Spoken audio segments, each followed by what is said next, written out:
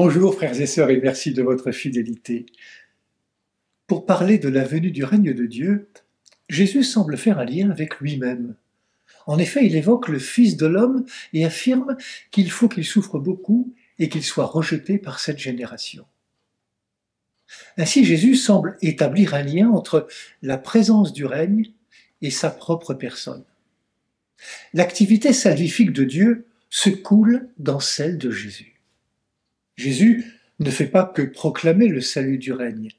Il le réalise déjà à travers les exorcismes, les guérisons, la communion accordée aux pécheurs, aux malades.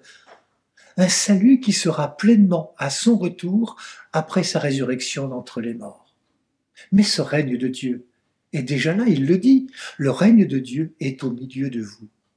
Il est au milieu de nous comme celui qui sert. Il est au milieu de nous quand il rencontre les malades et les pécheurs, quand il renverse les puissants et élève les humbles.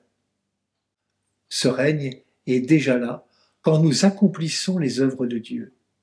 Car en nous laissant enseigner comme les apôtres par Jésus, nous travaillons au règne de Dieu. Si, comme les apôtres, nous acceptons de suivre Jésus dans sa parole et dans ses actes, nous devenons des acteurs de ce règne, dès maintenant. Comme le prêchait Sébastien Anthony, un confrère prêtre assomptionniste, le règne de Dieu n'a pas d'autre chemin que celui qui conduit à l'autre, aux autres, pour prendre soin.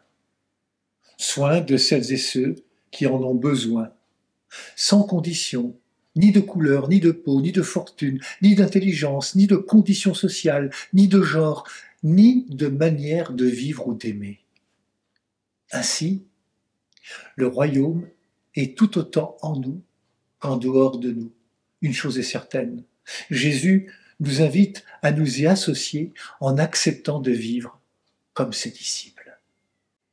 L'apôtre Paul rend compte de cette double dimension dans la première épître aux Corinthiens. Il écrit à propos de l'Église, « Ne savez-vous pas que vous êtes un sanctuaire de Dieu et que l'Esprit de Dieu habite en vous ?» Et à propos de chaque personne humaine, « Ne savez-vous pas que votre corps est un sanctuaire du Saint-Esprit ?»